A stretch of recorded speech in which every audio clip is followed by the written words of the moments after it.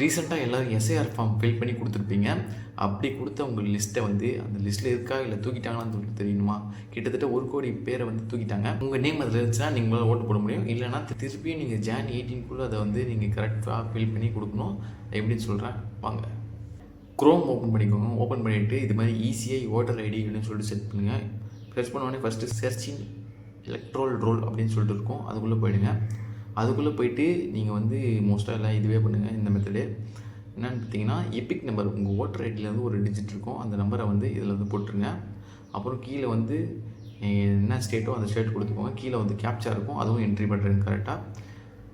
அப்படி என்ட்ரி பண்ணதுக்கப்புறம் கீழே வந்து உங்கள் நேமும் அந்த லிஸ்ட்டு என்னென்ன கொடுத்தீங்களோ அதெல்லாம் வரும்.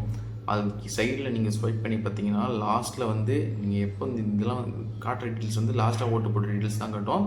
இப்போ வந்து நீங்கள் வந்து கீழே பார்த்தீங்கன்னா வியூ டீட்டெயில்ஸ் அப்படின்னு சொல்லிட்டு ஒன்று இருக்கும். அந்த வியூ டீட்டெயில்ஸ்குள்ளே போய்க்கோங்க. அந்த வியூ டீட்டெயில்ஸ்குள்ளே போனதுக்கப்புறம் உங்கள் நேம் வரணும். அதில் வந்து உங்கள் டீட்டெயில்ஸ் எல்லாமே வரணும்.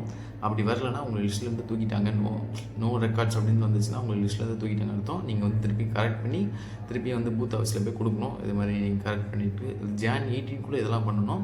ஏன்னா கீழே வந்து அந்த ERO BLO நம்பர்லாம் இருக்கும். அதில் ஃபோன் பண்ணி கூட நீங்கள் கேட்டுக்கோங்க. இது மாதிரி என் நேம் அதில் வரலன்னு சொல்லிட்டு இப்படி தான் செக் பண்ணணும். செக் பண்ணிட்டு உங்கள் நேம் இருக்கா இல்லையான்னு சொல்லிட்டு செக் பண்ணி பாருங்கள்.